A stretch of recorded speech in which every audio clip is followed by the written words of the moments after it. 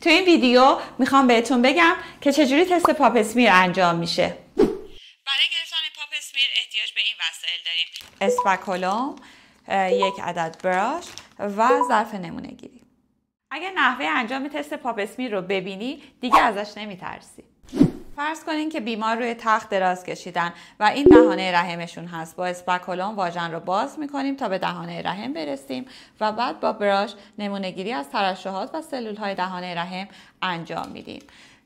بعد سر براش رو جدا میکنیم و اون رو داخل ظرف نمونه میندازیم و برای آزمایشگاه ارسال میکنیم.